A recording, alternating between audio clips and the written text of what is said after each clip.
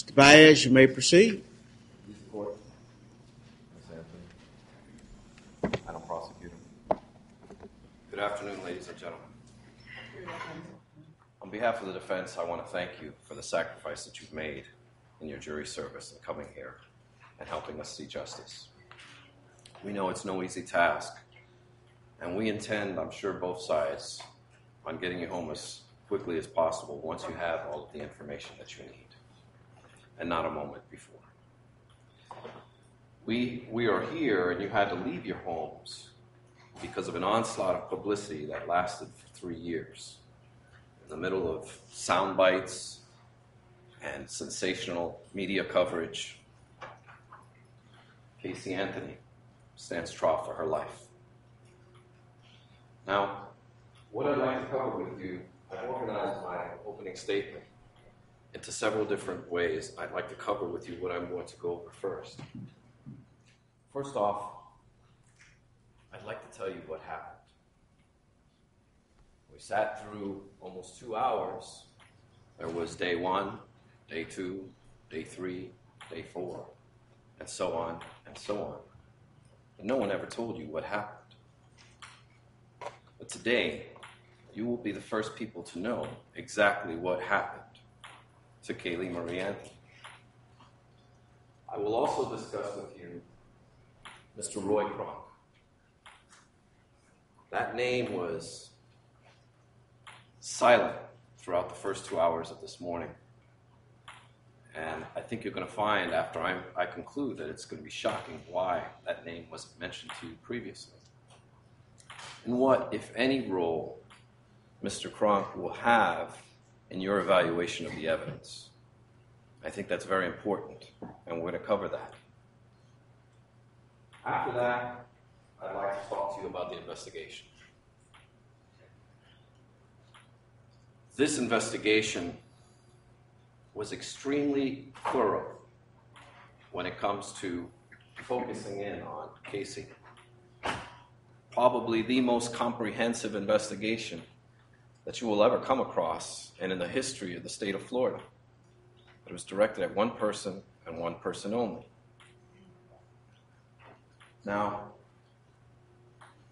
the problem with this investigation that you'll find is that it reached the level of desperation. And that's going to be covered throughout my opening statement and my opening remarks. At what point do we stop speculating? At what point do we stop guessing? At what point do we stop being so desperate? Now, after the investigation, I want to talk to you about Suburban Drive. Suburban Drive is the location which is right around the corner from the Anthony home, and it is where Kaylee's remains were recovered. And there are numerous suspicious circumstances surrounding that location, and I want to make sure it's brought to light to you. I want to make sure you all understand what was there, who was there, and for how long. And then after that, I'd like to discuss Miss Anthony's car. Now, as you've noticed from this morning, there was a significant amount of time that had to deal with this car. And the evidence, or the lack of evidence, or the confusion of the evidence that surrounds this car will probably double, if not triple, the length of this trial. And at the end of it, you may find yourselves asking yourselves, after so much time, is that really relevant? Does it answer the question? Does it tell us how Kaylee died? And that's why you're all here today. We're not here to talk about day 1, day 2, day 3, day 4. We're not here to talk about how inappropriate Casey acted, her foolish actions. We're here to talk about, and we're here to find out exactly how Kaylee died. And that's the key issue throughout this entire case. You may get distracted by emotion, and you may get distracted by what some might say reaches the level of bizarre. But you cannot lose focus, and you cannot forget that you're here on a first-degree murder case, a death penalty case, where they want to take someone's life. And that's what we're here for. And you're going to find that this is not a murder case. This is not a manslaughter case. This is not a case of aggravated child abuse. This is none of those things. But you can't be distracted. We all chose you because we thought you were the best jurors to sit on this case. You wouldn't be distracted by emotion that would let the law guide you in making a just decision. The death of a child is a horrible, horrible tragedy. And no one here is going to ever say otherwise. But we have to remain focused. We're not the media. We don't have the opportunity to speculate and to draw in viewers and to sensationalize life. And that's what we're going to talk about throughout this trial, is life. Some of the happy things, but many of the ugly things that come along with life. And that's what this case is going to be about. Afterwards, I want to talk about the forensics. Exactly what reliable forensics you can rely on, and what isn't necessarily science, but more like science fiction. And you'll see that throughout the course of this trial as the state reaches that level of desperation. And then I want to conclude with my parting remarks and tell you where I think at the very end of this trial we will end up at. Now, everyone wants to know what happened. How in the world can a mother wait 30 days before ever reporting her child missing? It's insane. It's bizarre. Something's just not right about that. Well, the answer is actually relatively simple. She never was missing. Kaylee Anthony died on June 16, 2008, when she drowned in her family's swimming pool. You're going to hear that Kaylee loved to swim, and Kaylee could get out of the house very easily, and did so on that day. We hear about it every day, or once a week, or once every other week. We hear of a story on the news, or we'll see a little blurb on the newspaper about some poor child who accidentally drowned in the family swimming pool. Well, the reason we're all here is because not of the commonality of this tragedy.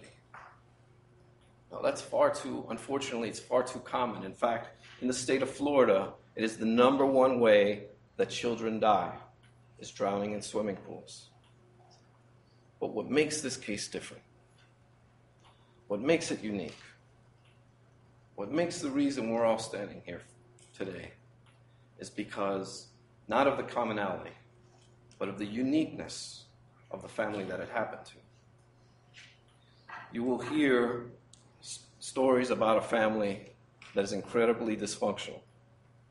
You will hear about ugly things, secret things, things that people don't speak about, things that Casey never spoke about.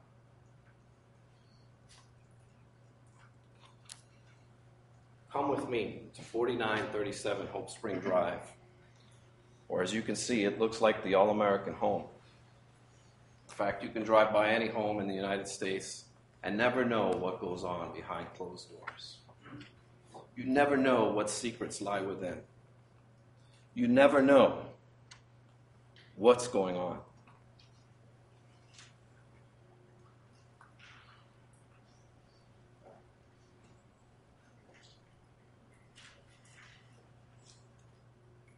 On June 16, 2008, after Kaylee died, Casey did what she's been doing all her life, or for most of it, hiding her pain.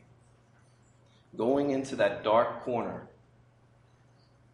and pretending that she does not live in the situation that she's living in. She went back to that deep, ugly place called denial to pretend as if nothing was wrong.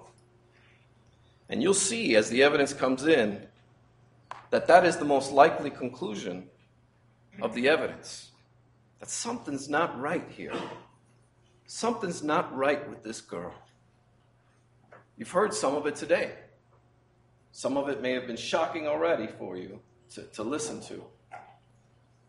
But what you don't hear, what you didn't hear, is that Casey was an excellent mother. She took care of Kaylee.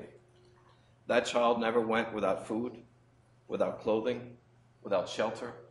You won't hear a single person come up here and testify how she was neglected or abused. There's no broken bones. There's no trips to the hospital. There's no moment that would help you determine that this child was abused or anything but loved by all members of the family, especially her mother. The photographs that Mr. Aimberdick talked about early on, they were all taken by Casey. Casey adored her child. And you'll see photographs of her room, of her life, and you'll know that this child was loved, but not for a horrible tragedy, a common tragedy. Are we all here today? You see, this family must keep its secrets quiet. And it all began when Casey was 8 years old and her father came into her room and began to touch her inappropriately. And it escalated. And it escalated. What does a sex abuse survivor look like? They wear a scarlet letter. They have a tattoo on their forehead. We could all be sitting next to a person who's a sex abuse survivor and never even know it. These things are kept quiet. And these ugly secrets slowly will come out through this trial. A little bit of a sign here, a sign there, a sign here. And you'll be able to know and see what makes Casey Anthony behave the way she does. Why did she act as if nothing was wrong? She didn't run. She didn't move to California, New York, and say to her parents, "Sorry, you're never going to see your granddaughter again." That's the easiest thing to do. Instead, she acted as if it never happened. It never even happened. You hear stories of this Zanny the nanny. It's true. For 2 years, she pretended she had a job and pretended she had a nanny. Is that normal? Is that what normal people do? They get dressed up. They pretend that they're going to work. They have fake emails from work. Well, there was a reason behind this. Something's not right here. And anything Casey could do to protect her child, she did, including living a lie, making up a nanny, making up a job. That's what Casey had to do to live. She wanted to live. She forced herself to live in a world that she wanted to, not the one she was thrust into. And you're going to see throughout this case how some of this evidence came to be. For example, when Casey came home and told her family that she was pregnant, it was to be kept quiet. No one was to know. Why? I hate to say, you'll have to speculate why. Unfortunately, because of the way this case was investigated, we'll never know all the answers. But it wasn't until she was 7.5 months pregnant did the outside world know that Casey was with child. When Casey was about 7 months pregnant, the family went to a wedding. Her mother's brother's wedding. This is her uncle. They're there. That's their wedding photo in June. Kaylee was born in August. This is Casey, 7 months pregnant. Everyone wanted to know who the pregnant girl was at the party. When Cindy Anthony, Casey's mother, and George Anthony were confronted with this, they both looked at Cindy's brother like he was crazy. They denied. Cindy, who is a registered nurse, said, "Oh no, she's just retaining water." You'll hear other stories, well, oh, she just had a tumor. She was pregnant. There's no denying this. This is a pregnant girl. But yet the entire family wanted to keep it quiet. Why? They hid this child, this beautiful child, in life. You can best believe that they would hide her death. Now, another thing you'll hear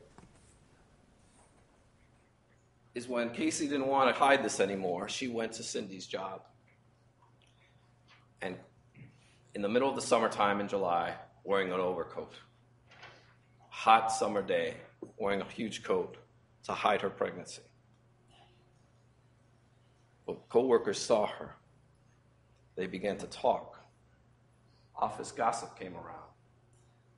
And unfortunately, a week later, Cindy Anthony had to come in and announce that she was going to be a grandma. Something's not right here. This is strange. This is bizarre. This is the life of Casey Anthony. Now,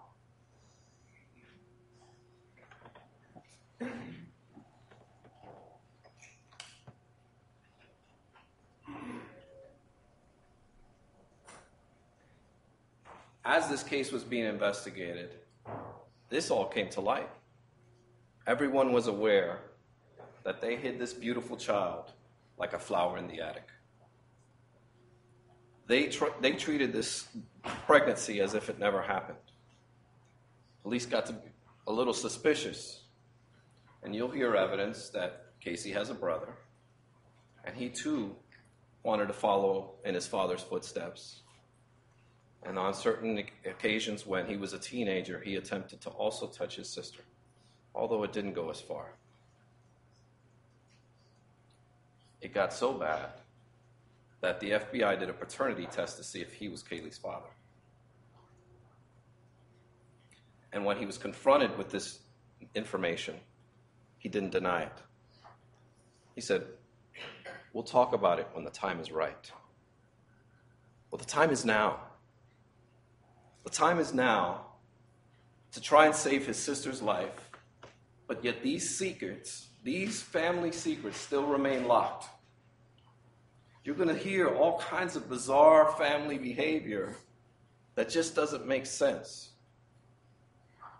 How parents should stand by their child, but instead are throwing them under the bus, making bizarre statements and accusations. And that's what this case is going to be about. You're going to hear all kinds of interesting behavior from all parties, not just Casey. And once you see some of this behavior, you'll realize that the apple doesn't fall very far from the tree. We are what we are because of who brought us into this world and how we were raised. Casey was raised to lie.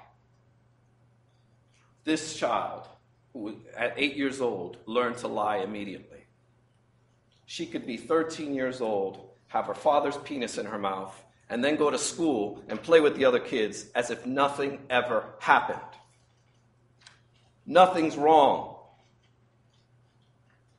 That will help you understand why no one knew that her child was dead.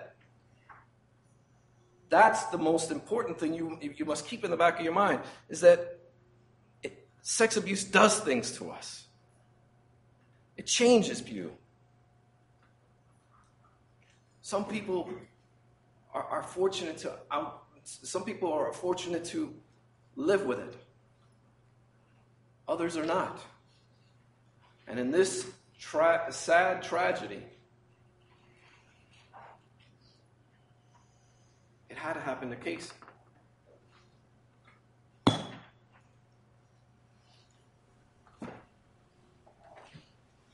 On June 16th, 2008, Casey was home with Kaylee, and so was her father.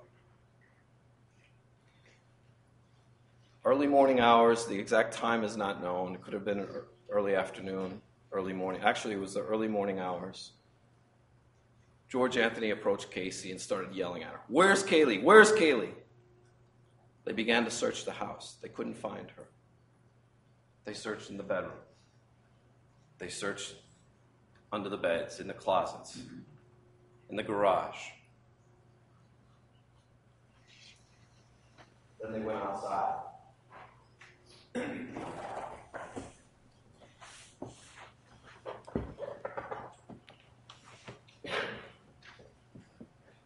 This is a mock-up of the Anthony home, where you'll see they both came outside.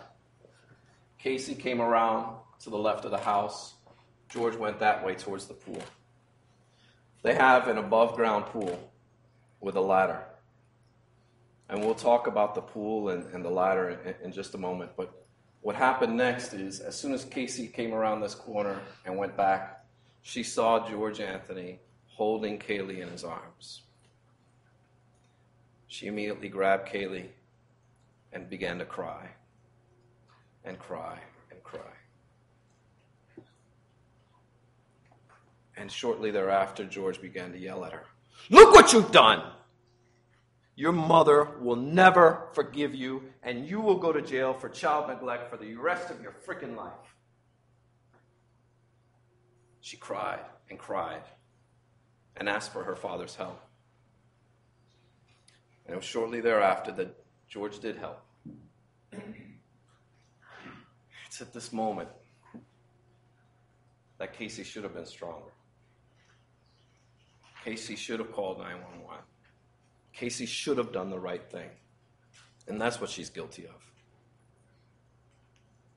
She's not guilty of murder. This is not a murder case. This is not a manslaughter case. This is a sad, tragic accident that snowballed out of control. Her death was covered up. Why did George do this? Why didn't he call 911? Again, if the investigation had gone in a different direction, maybe we'd have the answers to those questions. But unfortunately, we don't. We've done our best, and we'll do our best to bring all the information to you. But that, unfortunately, will go unanswered. Here's some things you must know about the swimming pool.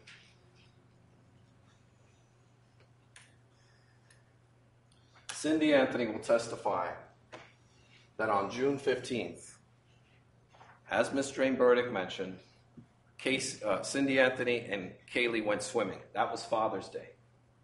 They went swimming until the early evening hours, late afternoon hours. They have a ladder that is on the pool, which they will both tell you they were religious about making sure the ladder was down so Kaylee wouldn't get up. They were religious about it. But unfortunately, did Cindy leave the ladder up? Did Cindy forget? Because right about the time they were getting out of the pool, Casey came home. We don't know. We don't know. Is she holding guilt inside of her for leaving that ladder up? We don't know. Again, if the investigation had gone in another direction, we might know.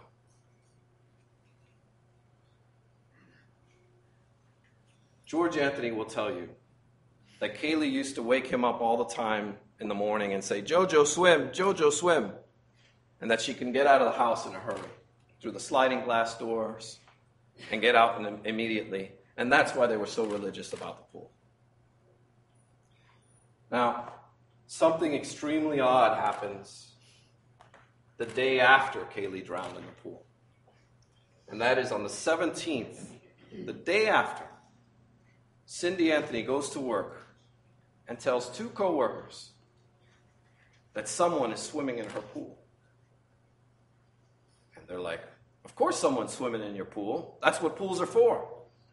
Pools are for people to swim in. She says, no, you don't understand.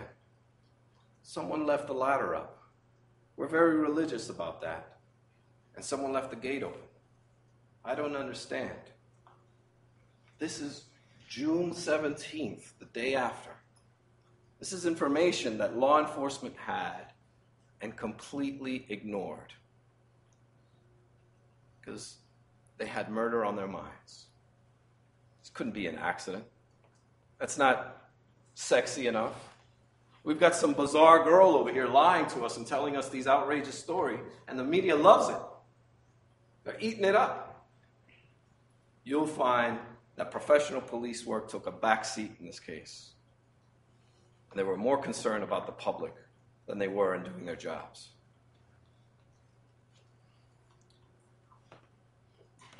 The 15th of July, Kaylee's reported missing. And immediately,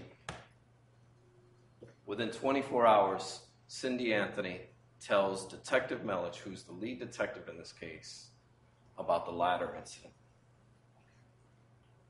And it goes ignored. There's no follow-up. No questions asked. No information gathered. No forensics. Nothing. It's ignored. They're more concerned with the transport, the alleged transport of the car, than they are of what actually happened. This is a tragedy that snowballed out of control. And they didn't care.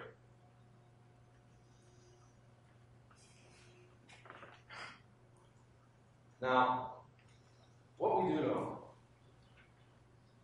is that George Anthony took certain steps to actually make sure he was as far away from this situation and that Casey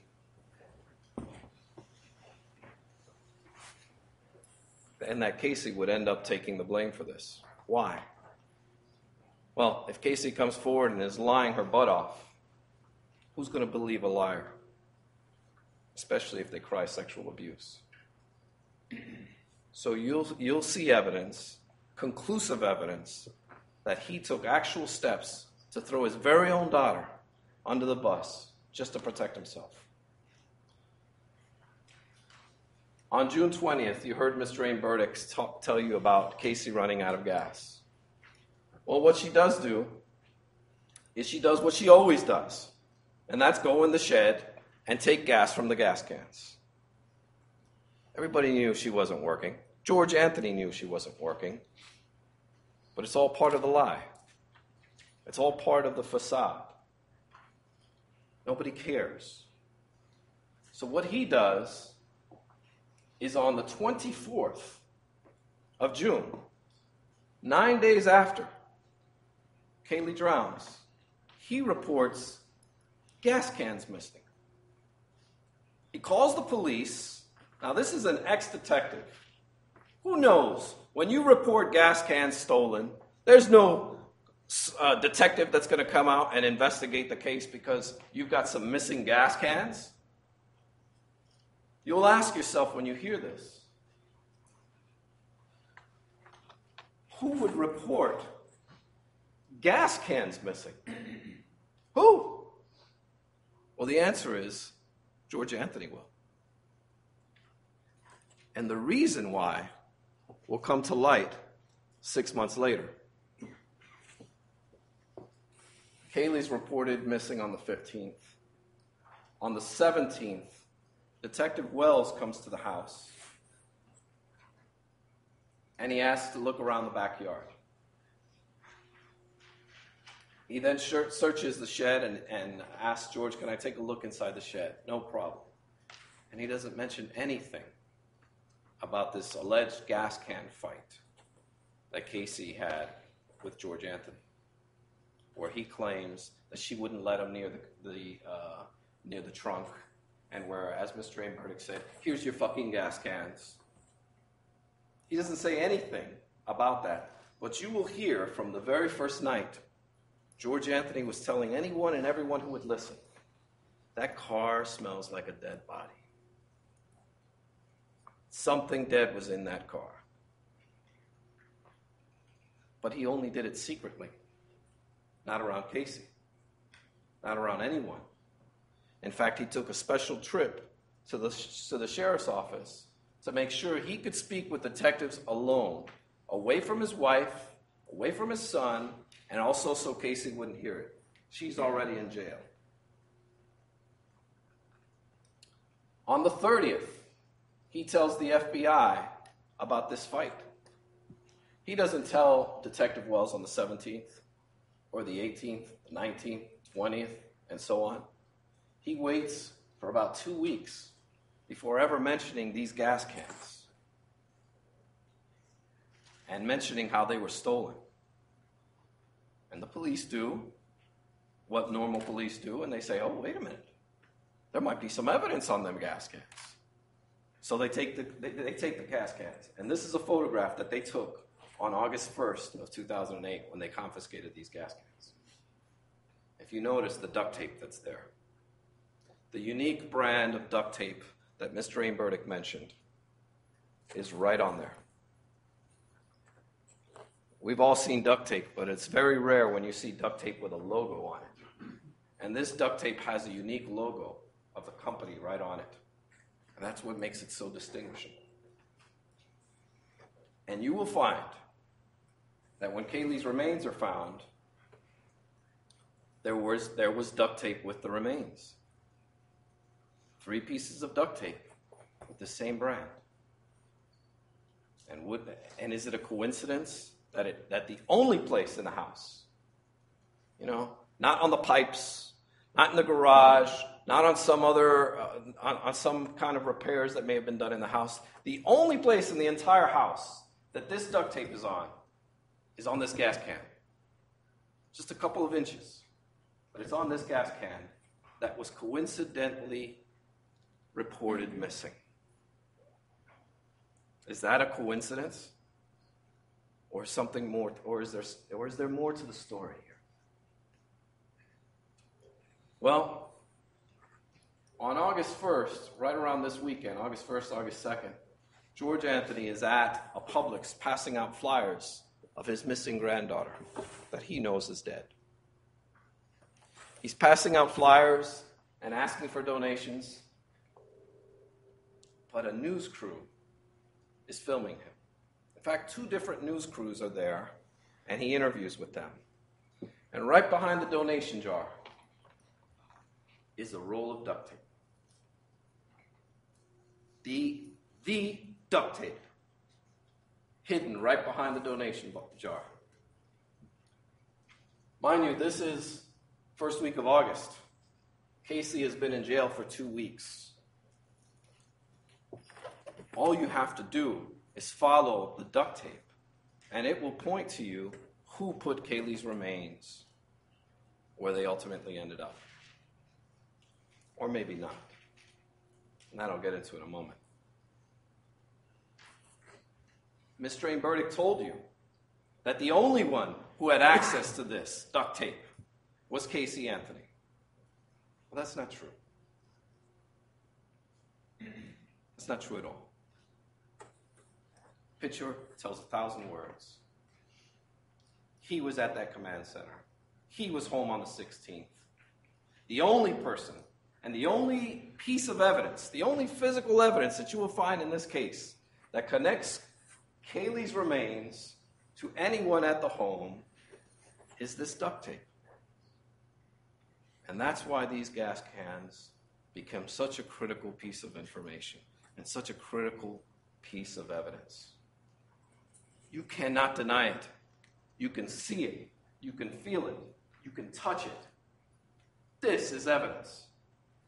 And this tells you. Your Honor, I'm going to object to the argument rather than open statement. Continue. Thank you, Judge. And this will lead you to the answers that you need.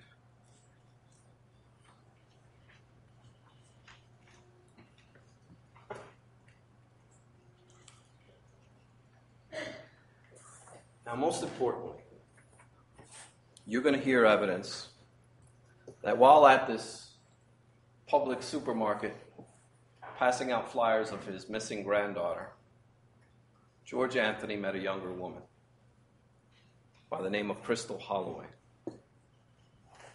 They became close.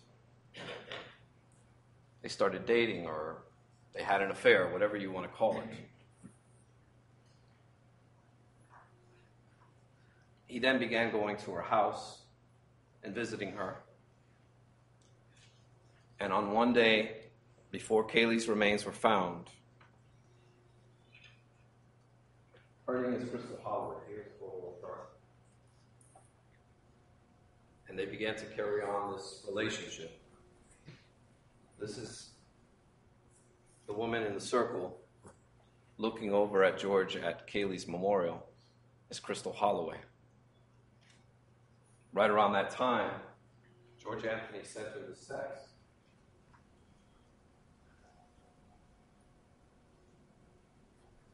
Well, he has denied and will deny on this stand that he ever had a relationship with her.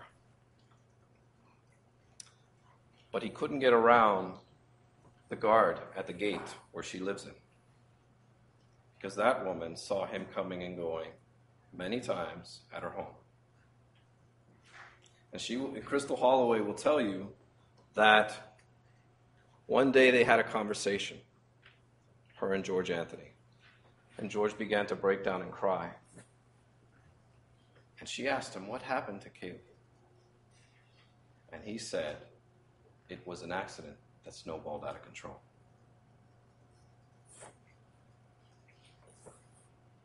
This is before Kaylee was ever found. This is while he is out passing out flyers asking for donations to help find his missing granddaughter.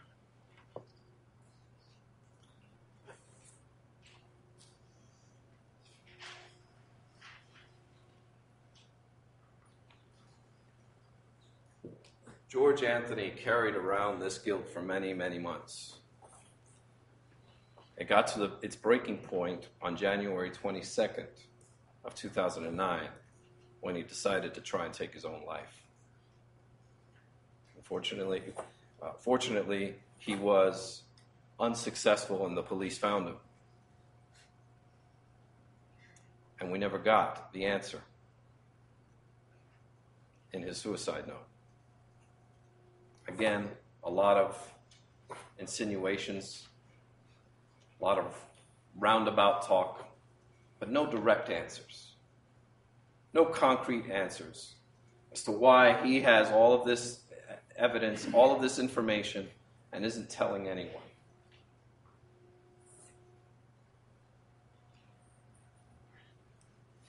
I want to be clear about something. Absolutely 100% crystal clear about it. We are not, nor will we ever, say that George Anthony killed Kaylee, or that he had something to do with her death. And the reason's simple. It's not true. It was an accident. And despite how easy it is to point the finger and say there's something sinister here, and maybe play on your emotions, the fact of the matter is, this is an accident that snowballed out of control. This is not a murder case. This is not a manslaughter case. This is a tragic accident that happened to some very disturbed people. People with significant issues, unresolved issues, unresolved trauma. And while it's been fodder for the media, and these bizarre stories just go on and on and on, the fact of the matter is, it's an all too common tragedy, an unfortunate one. Now, I'd like to talk to you briefly about Mr. Roy Crump, the name that you did reveal during Ms. Cranberry's opening statement. Mr. Kronk is the person who found Kaylee's remains off of Suburban Drive. And I'm going to show you right now a brief diagram and the interesting circumstances surrounding Mr. Kronk and his discovery.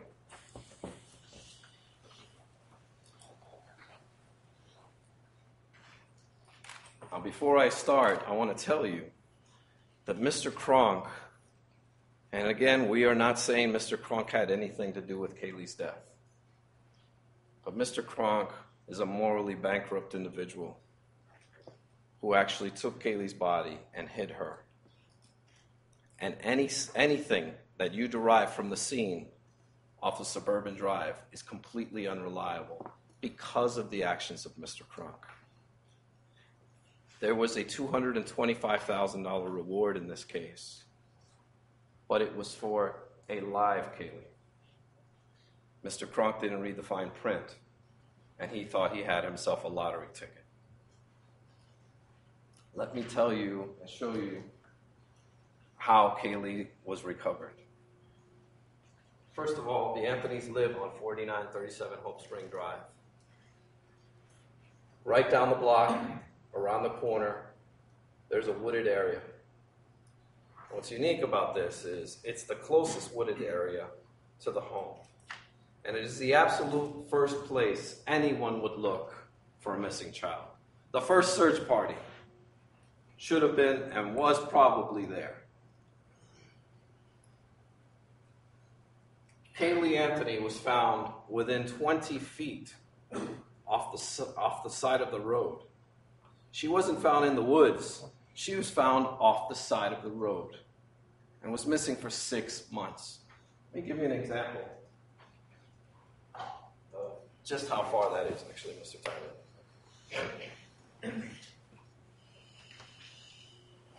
Actually, this way.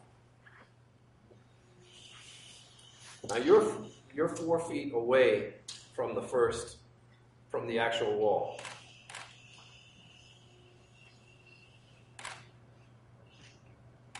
This is how far Kaylee was from the street, from where you're sitting.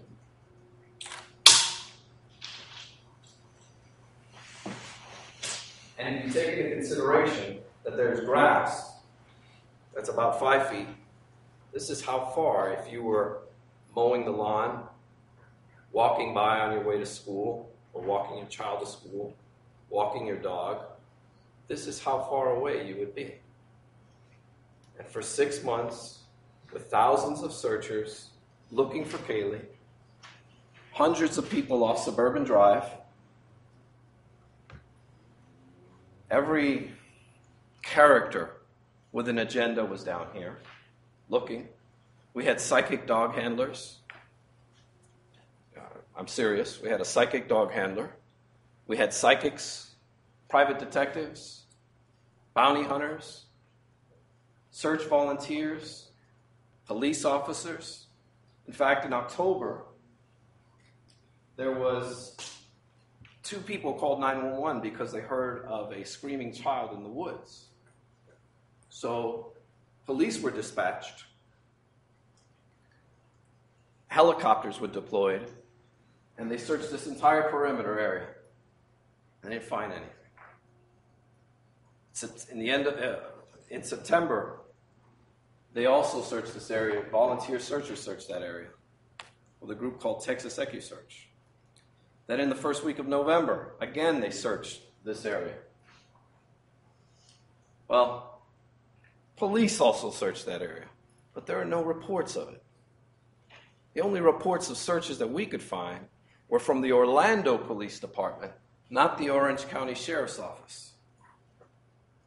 But yet, on December 11th, when Kaylee was found,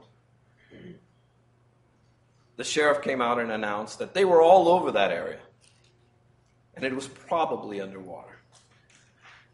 So the state of Florida does the smart thing and gets a hydrologist from the University of Florida to come out and conduct a study to be able to show to you how much underwater this area was. Well, it turns out that that place was only underwater for 10 days. The rest of the 6 months, it was completely dry. Well, not completely dry, but it was dry. Now let me tell you about Mr. Kronk and his activities. On August 11th, Mr. Kronk is a meter reader, and he stopped off a suburban drive right around here with two of his co-workers. And right down the block, everyone was talking about the media frenzy over here. Now, this is August 11th. Kaylee's been reported missing for several weeks now. And there are about 5 or 6 news trucks parked outside of the Anthony home, and everyone's heard about this case, especially here in Orlando. One of Kronk's co-workers says to him, this would be a good place to dump a body. They should search here. Mr. Kronk says, yeah, you're right. He then goes into the woods to urinate. And while he's urinating, he tells his friends, hey, I think I see a skull over here. And they start, you're crazy. They start walking towards him, and they see a dead snake. And they get so distracted by the snake that they forget about the skull. Mr. Kronk will later be asked, how sure were you that you saw a skull? He'll say 99.9999%. I was certain. On August 11th, I saw a skull. Well, he doesn't tell his friends, forget the snake, come look at this skull. He doesn't come down here and get a news van and say, I found Kaylee. Does nothing. Goes back to work. Doesn't mention it again to any of his coworkers.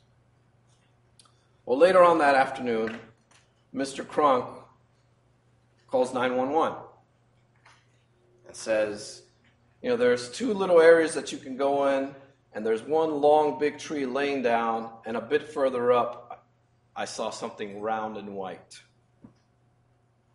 Not saying it's Kaylee or anything like that, but you may want to check it out.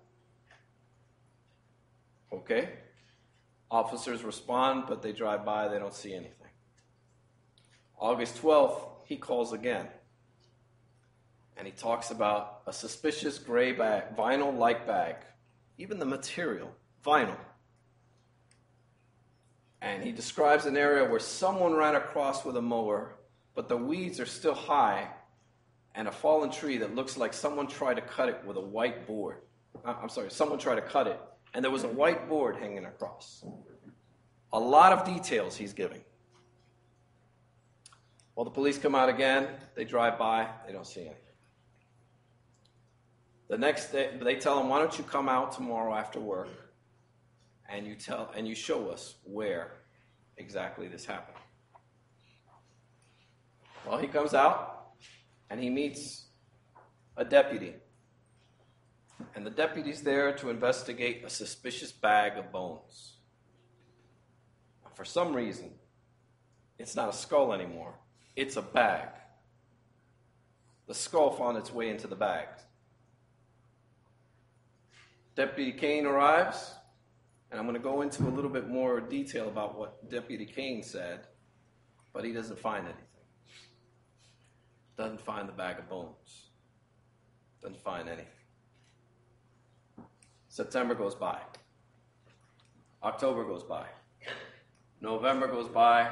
Mr. Kronk has the route of the Anthony home again. About a week later, he calls his son up.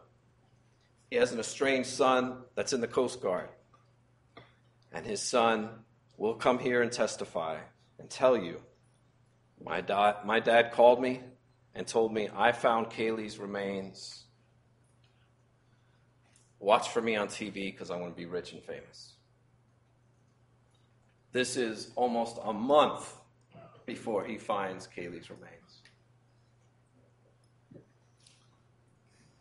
December 10th, Mr. Kronk, his car breaks down, and he has a bill of $1,084. This is significant because he's broke. It's time to cash in his lottery ticket. December 11th, the very next day, he has the route again, as luck would have it, he has to urinate and goes into the same wooded area and finds Kaylee's remains.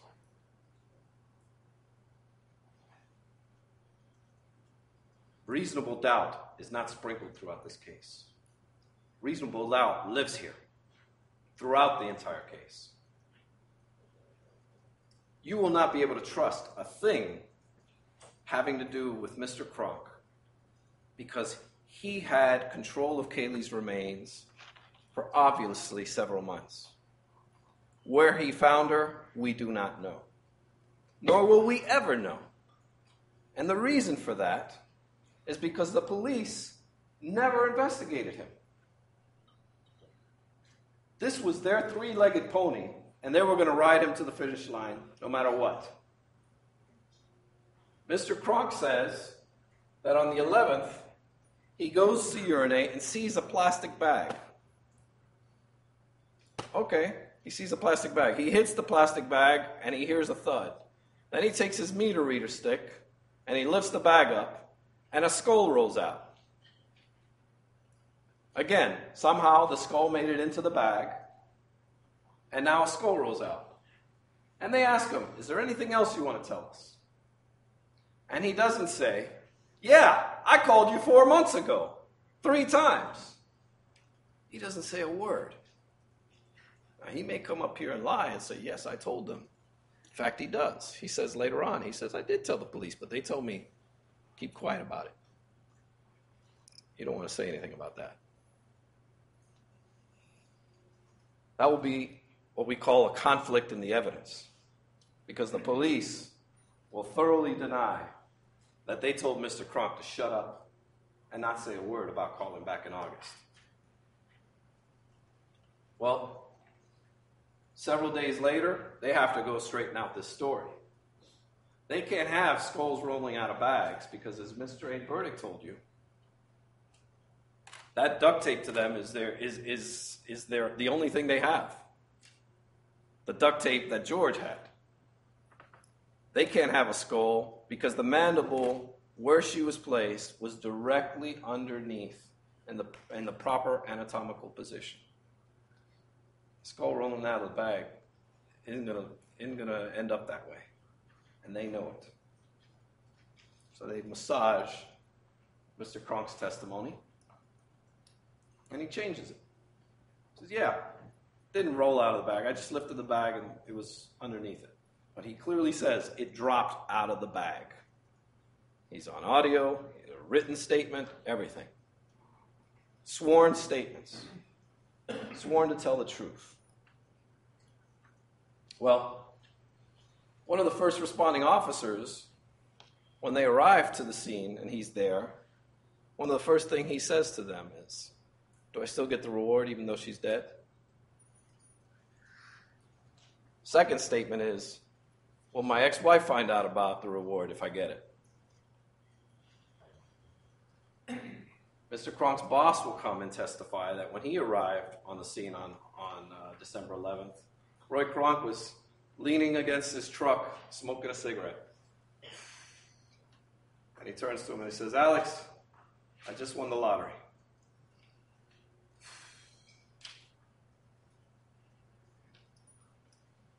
The police want Mr. Kronk to stay quiet. They don't want these people getting at him. They don't want the media getting to him. So they ask him, please stay quiet. And his response is, Roy's got to eat too. Sorry, fellas. So what does Orange County do? What does the great Orange County do? They hire him a lawyer. And they pay for it. Orange County pays for a lawyer for this man to represent him. And then he becomes his media agent. And the very first interview that Mr. Kronk gives is to Good Morning America, where he licenses them a photograph of a snake. That slide, please. In exchange for this snake photograph, $15,000 and an exclusive interview with Mr. Roy Kronk, the man who found Kaylee's remains. Well, he gets his reward. He gets his interview. He becomes famous. But there's one thing's for certain. You can't ignore any of this. At all. In fact, one of the call from August 12th ended up landing on a detective's desk sometime around late August. And it ended up in front of a detective named Gerald White. And Gerald White will come in and tell you that once he got the tip, he went to the lead detective, Yuri Melich, and he asked him about this tip. Detective Melich looked at it and said, that area's been searched already. But yet we don't have any records of any police searches. But you're going to hear numerous people saying the police searched there. You're going to hear witnesses come and testify that they were trespassed, told to get out of that area because that area had been searched many times. Where was she? What did Kronk do with her? Why did he place her there that way? And can you trust anything this man has to say? And I would tell you, you can't. You will clearly see that you can't. The bright lights and the spotlight and the promise of fame and fortune took this man to take away all of the answers that you seek throughout this case. We would love to have more than just a photograph of the duct tape with George at Publix. We'd love to be able to tell you more and show you more, but we can't. And one thing you will know is that despite all of the ridiculous, stupid things that Casey did, that Mr. Aim Burdick told you about, there's not one piece of evidence, one single thread of evidence that links Casey to Kaylee's body. She's dumb enough to leave her on the corner, but smart enough to outwit the FBI, Florida Department of Law Enforcement, Orange County Sheriff's Office, OPD, every law enforcement agency that the prosecution could muster up, every alphabet, the Secret Service. They even autopsied the snake. That's how desperate they were. Yes, there was a snake autopsy in this case. They searched for every single thing they could just to try and, well, it's quite obvious. A high-profile case. They had already made an arrest. Casey was arrested within 24 hours of being questioned, when there were clearly signs that something was not right with this girl. Something was just not right. They jumped the gun. They immediately made an arrest. We'll worry about the evidence later. And this is their evidence. This is how they get to where we are today. And this is how they ask you to take someone's life.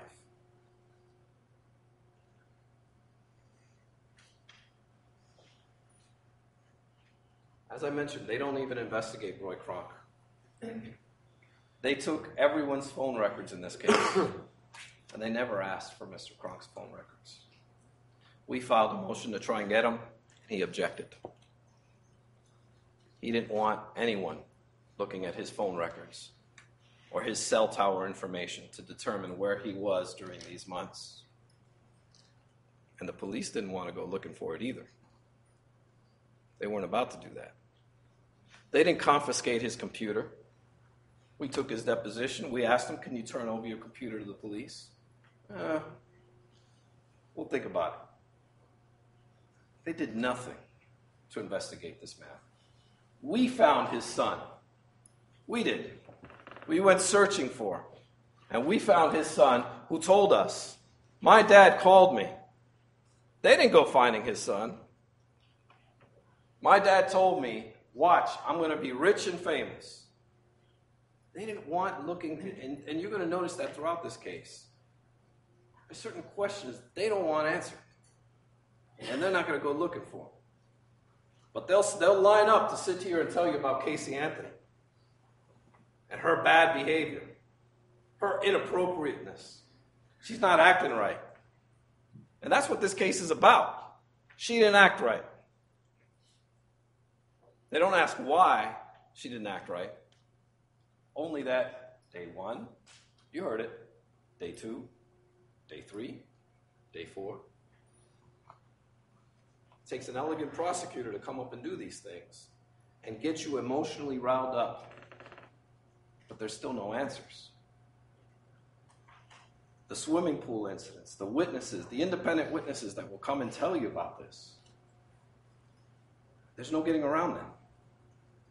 No getting around them. These are people with no axe to grind.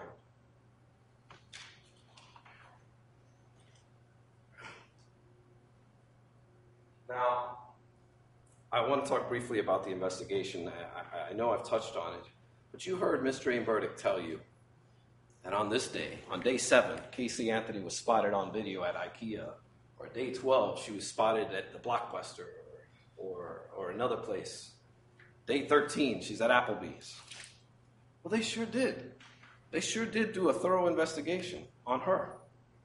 But yet they still can't come up with the evidence.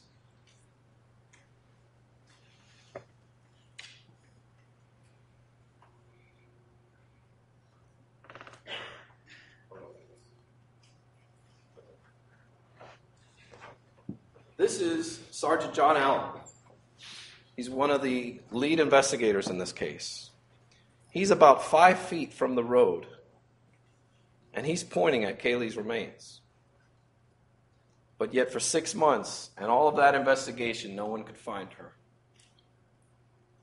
Look how close he is. She was placed there to be found, not to be hidden. But unfortunately, she was placed there by Mr. Kronk, and we will never know the answers.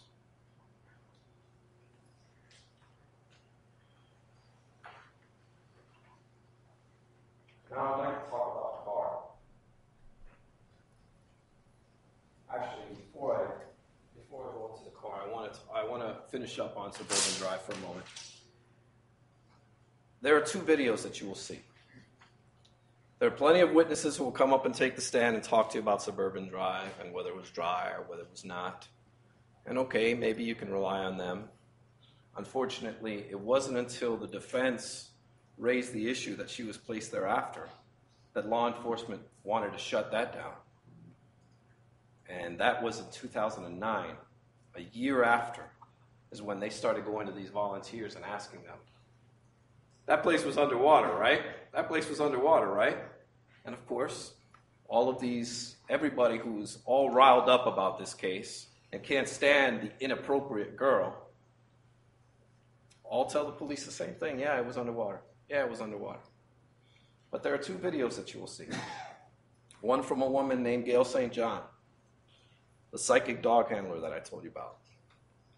Right around in early August, she has a video where she drives by the Anthony home and you see all of the media trucks and drives down towards and around the house, around the Suburban Drive, and says, I'm having a feeling.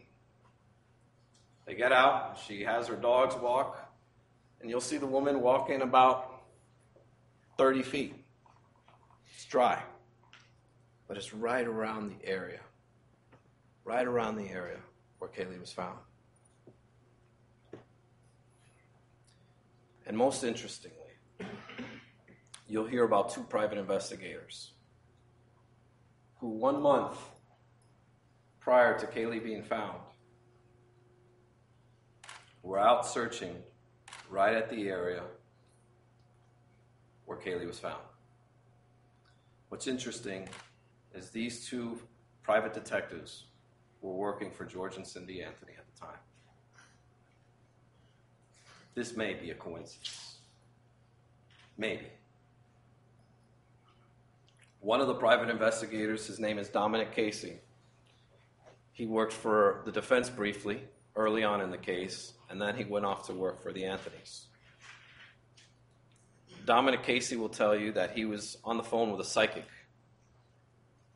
Actually, first he tells everyone that he was investigating a tip, that when Casey was a young girl, she would hang out in the woods, and that he was out there investigating. Well, the police say, well, wait a minute.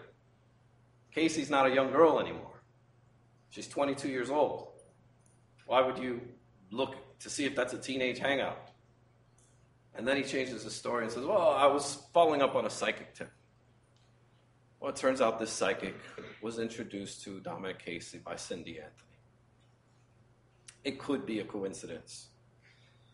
But on December 20th, when the sheriff's office decides to issue a search warrant of the Anthony home, one of the first words out of Cindy Anthony's mouth is, I had people search that area, and the body wasn't there.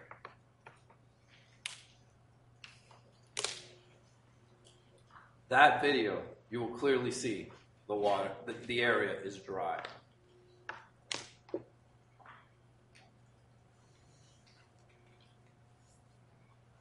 Now I want to talk about the car.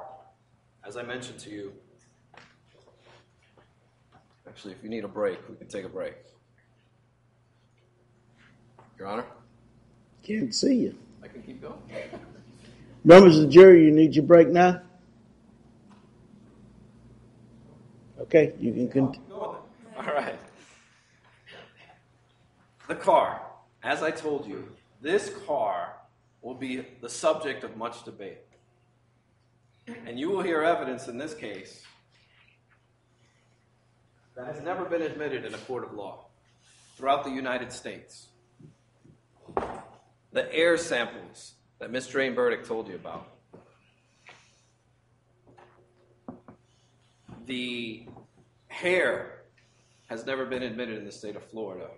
The evidence that Ms. Drain Burdick told you about. As well as you're going to hear from a dog.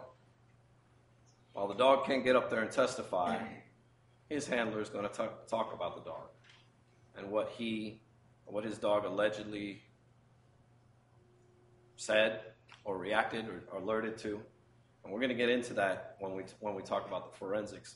But one of the important things that I want to talk about is everyone talks about the smell of this car. And there's some things you don't know. Things you should know. And here they are. June 16th is the day Kaylee drowned. On the 20th of June is when Casey runs out of gas for the first time. Now, it's going to be the state's contention that Kaylee was in the trunk of Casey's car from the 16th through the 20th. Well, Casey runs out of gas, and she calls her boyfriend up, Tony Lazaro. And she does what she's always done. Goes and gets the gas cans. They break into the shed, they take the gas cans. Now, Tony Lazaro's testimony will go unimpeached. And that is, this young man cooperated with law enforcement from the very first day. He refused to speak to us, only at deposition. He wore a wire when the police wanted to investigate Lee Anthony, and he allowed them to bug his phone. He did everything that law enforcement asked.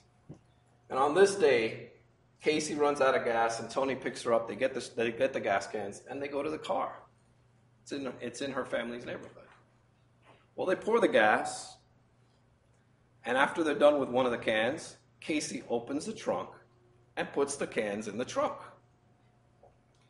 4 days would be obvious, significant human decomposition in the trunk, in the heated trunk of a car. And that car would reek tremendously. But yet Tony Lazzaro doesn't smell a thing. And Casey doesn't go and handle the gas cans on her own. If she had a dead body in the trunk of the car, she wouldn't be calling the people to come out and come smell this car. So she opens the trunk, he smells nothing, and she puts the cans in the trunk. She had a dead body in the trunk, she would have put it in the front of the seat, in the front seat. Wouldn't be opening up so that he could smell. And he doesn't smell a thing. But of course, by the time the cops question him, they don't like that. Are you sure you didn't smell anything? No. Well, maybe you were distracted by the fumes of the gasoline. And that's their explanation. That's their explanation. But the fact of the matter is, he doesn't smell a thing. And this is 4 days after, when he had complete access to that car and was right next to it, didn't smell a thing. On the 24th is when George files that famous police report. And he alleges this fight happens. Even though he doesn't tell anybody until 2 weeks after he reports Kaylee missing. He doesn't say he smells anything in the trunk, if you believe that argument ever happened to begin with. On the 27th, Casey is throwing out garbage.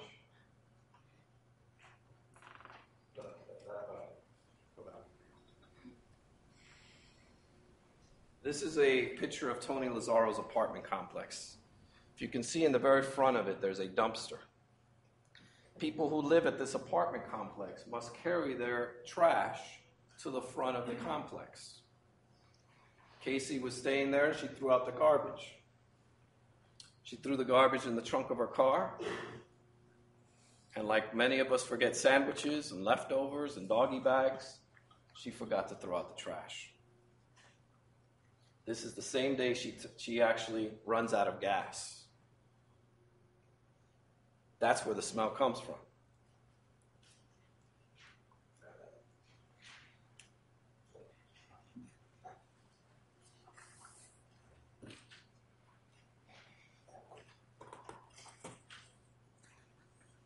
This is the garbage from the trunk of the car.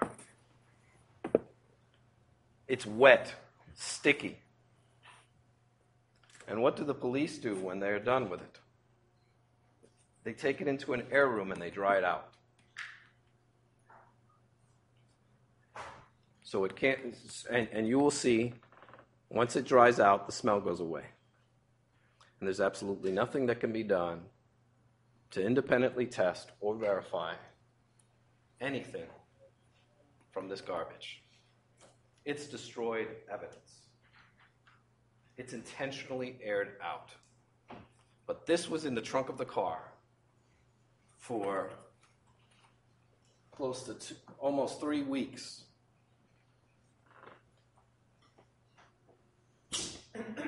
The car is towed on the 30th.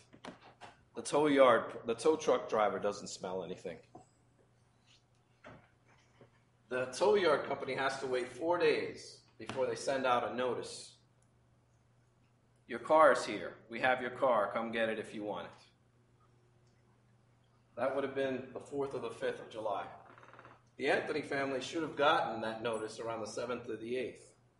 Well, they don't go pick up the car until the 15th. George doesn't pick up the car until the 15th. Why? Why wait a week? They will tell you they didn't see the notice. But yet that car sat there for almost a week after they had notice. Again, questions we will never be able to answer for you. So Mr. Anthony goes and picks up the car. And one of the very first things he does is he starts telling anyone that will listen, my granddaughter's missing. She's been missing. I haven't seen her for 30 days. I found my daughter, but I haven't found my granddaughter. And then he walks up to this car and asks for a witness to open the trunk. And as Ms. Stream Burdick said, he'll come up here and say, oh, please don't let this be my Kaylee. And he will say, like he told detectives on numerous occasions, that he smelled a dead body in the trunk of that car. That it's a smell you never forget. Once you smell it, you never forget it. Of course, he's never, nor has anyone else in this case, had trash in the trunk of a car for 3 weeks in the Florida hot sun, so we don't know how to compare it to. But he is certain that what he smelled was a dead body. And what does he do? He doesn't pick up the phone and call Casey. Are you okay? Honey, are you okay? Where's Kaylee? Is she okay? He's a detective, an ex-police detective. He knows he's smelling a dead body, and this is a possible crime scene. And what does he do? He gets in the car and wants to drive it home. And then he goes to work, making 0 attempts after not seeing his granddaughter for 30 days, and all of these, day 1, day 2, day 3, day 4, suspicious activities that Mr. Burdick told you about, doesn't do a thing. He wants to distance himself. Stay away. Have nothing to do with this. What's interesting to you, that you should also note, ladies and gentlemen, is he also had access to this car. He shows up to pick up the car with none other than the gas cans. How'd he know that car was out of gas? He's going to tell you he hadn't spoken to Casey in over 2 or 3 weeks, and that they found out through the notice that the car was there. How'd he know to show up with gas cans? Well, he's going to tell you it was a lucky guess. Why doesn't he call the police? Why doesn't he call Casey to find out if she's all right? Or Kaylee to find out if Kaylee's all right? He doesn't do any of that because he knows. He knows exactly what happened and how it happened and when it happened. Questions that nothing the state will present to you will be able to answer. But he knows all the answers and doesn't say a word.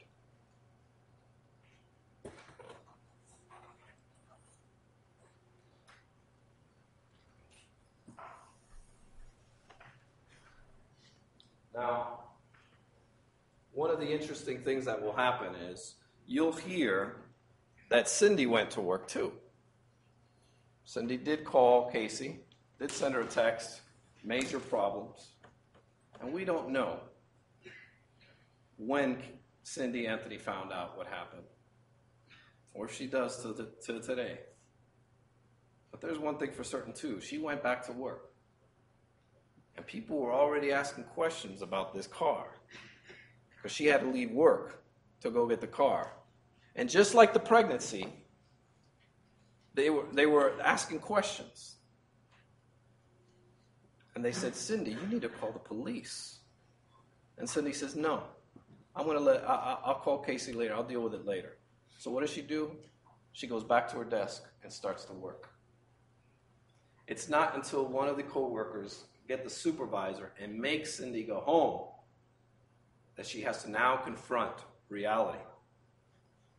Just like the pregnancy, you're faced with reality.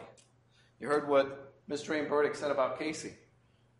She's walking down Universal Studios. Oh, come here. This is my office over here. Let me walk down this way. And then faces reality. Well, this is the way she was raised. And think about that for a second. She takes law enforcement down this path, down to an office that doesn't exist. This is how this family lives. This is how Casey learned to deal with her problems. And now Cindy has to deal with this problem. So Cindy calls and finds Amy Huizinga and confronts Casey. Casey doesn't know what to say. So you hear her blame the babysitter that doesn't exist, that everybody knows doesn't exist. Or do they?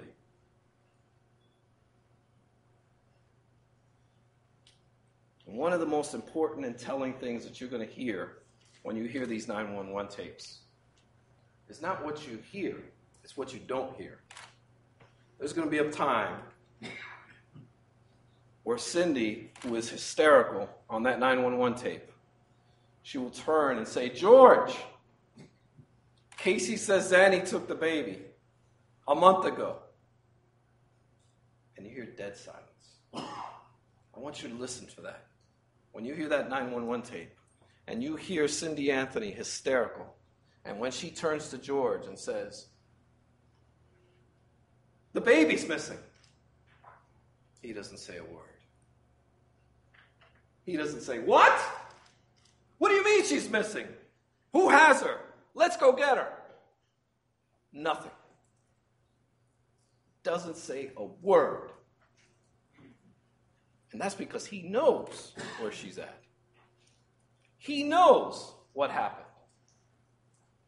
This is no surprise, but he will distance himself from it. And in fact, in one sworn statement, he says he wasn't even there when Cindy called 911. He keeps wanting to say, "I was at work. I was at work. I don't have any part of this. I'm just George. Just your average grandfather." Casey's the wild one. Casey's the one with all the stories. He's saying this while he's with his mistress who's paying him money and he's pretending he's working. And that you're going to hear. Krystal Holloway gave him money so he could pretend he was working. Cindy thought he was working. But you're only here about Casey's fake job, not about George's fake job.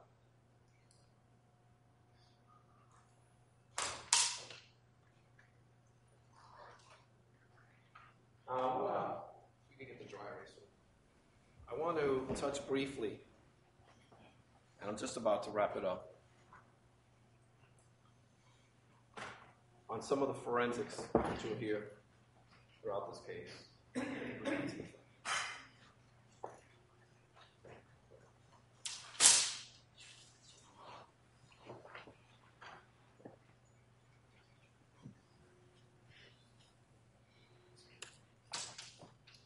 You're going to hear about the car evidence and a possible hair. One hair. But what Ms. Drain-Burdick didn't tell you is the FBI lab analyst was telling everyone, and she'll probably come and tell you too, that she can't say for certain that that hair came from a dead body. In fact, she sent out a request asking to find more hairs, and they did. We hired Dr. Henry Lee, one of the world's greatest forensic scientists, to go in and search that car. And he found 17 different hairs, 17 more hairs. And before you start wondering, what is Kaylee's hair doing in there, in the trunk of the car? Well, Casey's hair, other people's hair was in the trunk of the car. We often shed hairs very easily. None of them, absolutely none of the other hairs, I think there was a total of 27 that ended up being inspected, had what they call the banding, the discoloration. This was a problem for them. So when we went and took the depositions of the analyst, they got a bright idea. They decided to conduct a study.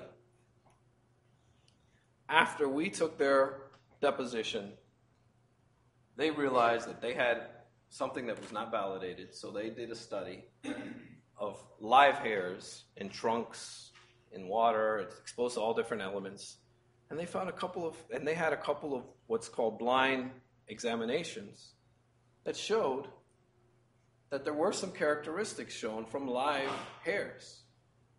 This is very questionable. And you will hear that it is rarely, if ever, done on one single hair, this type of analysis, because you need more. You need to be able to be certain. And this hair means nothing. You'll hear about, again with the car, this dog. Well, this dog is retired. No longer works for the police department. But what Miss Drain Burdick didn't tell you, she told you about the backyard, how they came out, the dog alerted, and how they dug there. But she didn't tell you they came back the next day, and the dog didn't alert. There are things called false positives, handler bias that you're going to hear about. And it's interesting that the dog, at the very same exact spot, wouldn't alert the next day. You'll hear that when this dog went around the car, he broke every rule in the book. He didn't do a proper lineup. There should be multiple vehicles. The police officer should not know which is the suspect vehicle. So that gives you credibility. It lets you know that this is real. This isn't the handler queuing off to the dog. Because the dog wants to please its master. These are called tools. And that's what the dogs are. They're just simple tools. There's a confirmatory test that must be done. And the dog, he knew exactly which car it was. And you'll hear conflicting testimony with whether it was one car or two cars. He's the only one that says he searched two cars, that they were side by side, while the other detectives and the CSI people will tell you it was just one car. And the most telling part about this dog is they took this dog out to Suburban Drive after they had finished sifting and collecting all of Kaylee's remains. There were still several bones missing. And you will hear that, knowing that there were remains at this location, the dog never alerted. The reliability of this dog is questionable. I'd like to question the dog, but I can't. I'd like for you to hear it straight from the dog's mouth, but that's not possible. None of that's going to be possible. And the reason is that a dog should not be testifying in a trial. And let's not test it out in a death penalty trial either. This air sample, as Mr. Greenberg told you about Dr. Arpad Voss, a very interesting man. Again, throughout the United States, this evidence has never been admitted in a court of law. And this is an experiment that he conducted. Nothing more. An experiment in which you will see flaw after flaw after flaw. It's never been validated. It's never been independently tested. And he can't find a single person in the entire world that would agree with his theories. That's going to be long, drawn out, and boring. But the fact of the matter is that they're getting desperate. Air samples. Pure desperation. You'll hear that this scientist is somewhat of an inventor. In fact, what he's doing is he's invented a sniffer machine. It looks like a metal detector, so that he can sell it to law enforcement agencies across the country. And what he's using to determine the chemical composition of human decomposition is this database. Well, it's now being validated in this courtroom. And he holds a patent to that machine. And he stands to make millions, and has an inherent bias by his testimony. You'll also hear that he has some other great ideas, like putting electronic leashes on flies to find dead bodies. And he also claims to be able to find hidden graves with a coat hanger. He's an interesting individual, and you'll get to hear plenty of his testimony, and it will be highly debated. Now, this is the evidence that Mr. Ray Burdick talked to you about. Let me get this.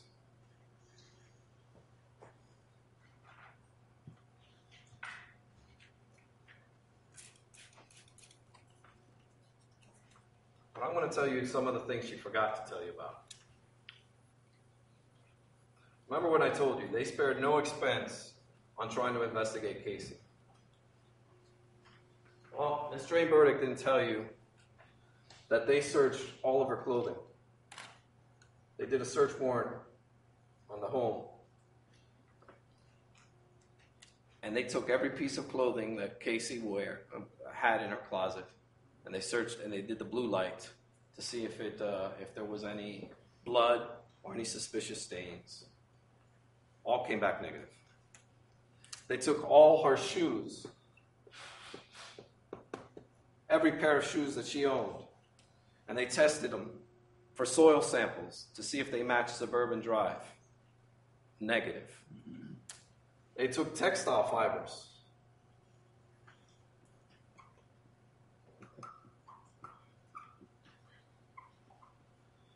Sorry if you can't. I know my handwriting's getting pretty bad there. They took textile fibers that they found off Suburban Drive. They compared it to her car and to their home. No match. They checked the duct tape.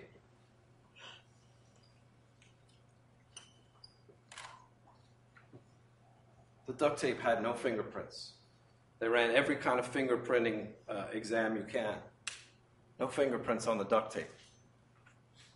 One of the easiest ways of being able to lift fingerprints is off of duct tape. Yes, the duct tape was deteriorated to a certain extent, but they still tried at the FBI. They also searched the duct tape for DNA.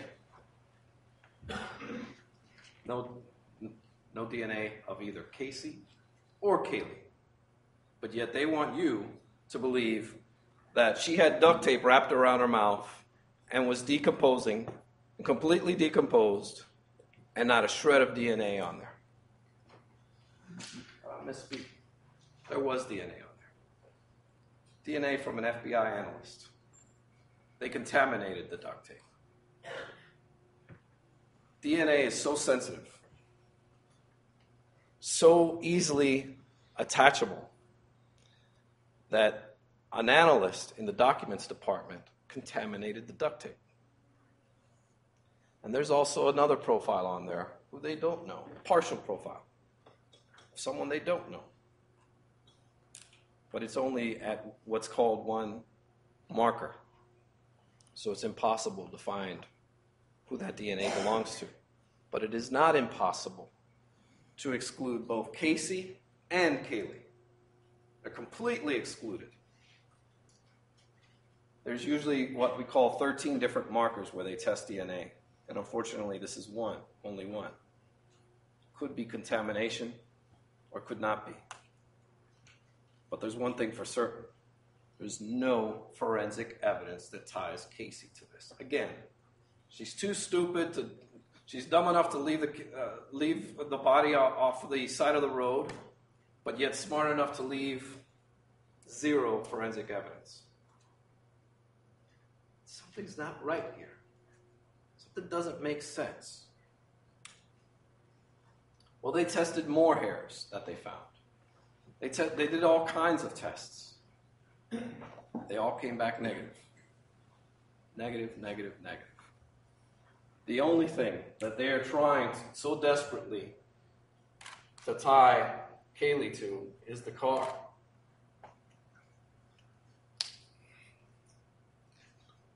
But one, if we get back to its basics, if we get back to the very basics here, that is, how did Kaylee die? How did Kaylee die? The car doesn't shed any light on that. At best, it tells you she was transported. But you'll hear some testimony about a lie that George Anthony told, that Casey was driving her mother's car on one occasion, and that George chased her down the 408, which is a highway here. And they asked him for the toll records. They said, you should have the receipts. He said, oh yeah, I'll get them for you. We didn't get them. The investigators had to go get them. And they found out he lied. But he didn't get arrested for lying to law enforcement.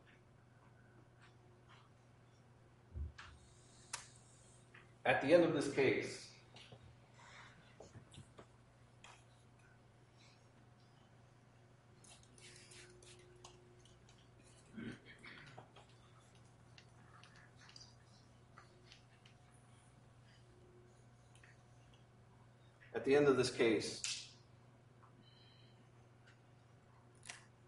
when you go back home and you're back in Clearwater and you're sitting around the dinner table and someone says to you, why did you find Casey Anthony not guilty?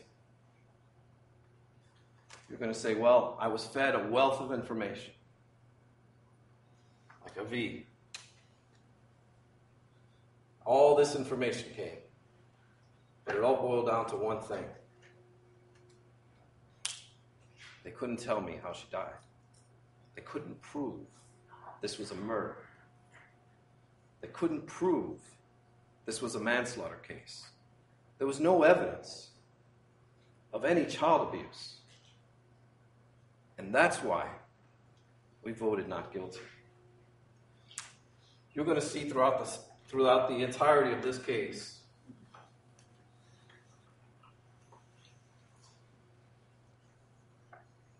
I'm getting desperate here with this marker. That, let me use a color.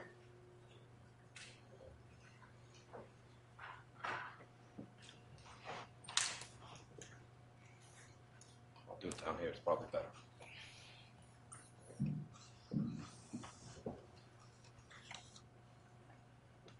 The prosecution, can we lift this up?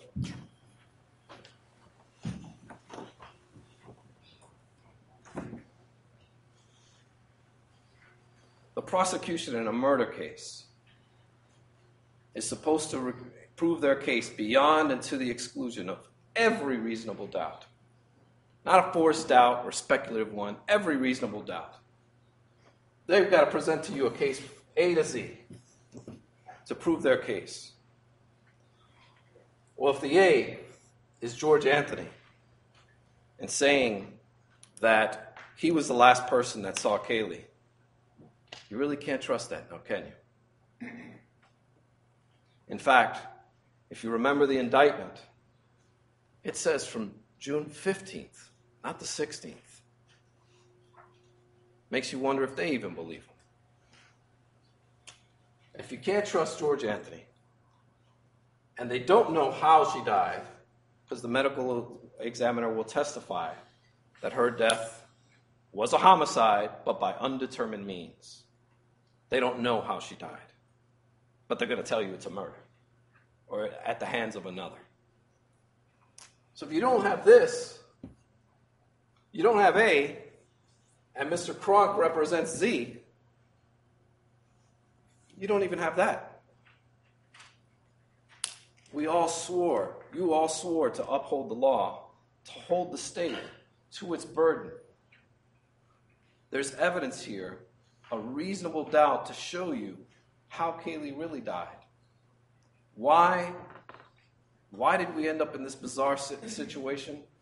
We'll never be able to answer all those questions. And partially because it was never looked into. But the fact remains, this is not a murder case. And this is certainly not a manslaughter case. And there's definitely no evidence of any child abuse. When you've heard all the evidence, we're going to ask you to render a verdict of not guilty. All this aside, as important as some people think this case is, it's not nowhere near as important as it is to Casey. They didn't know her. They didn't love her the way Casey did.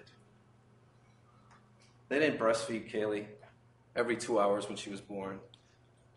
They didn't wake up every 3 hours to feed her. They weren't there when she first walked. They weren't there to take care of her. Casey was. And you can never bring Kaylee back for Casey. But you can help end this nightmare by sending her home.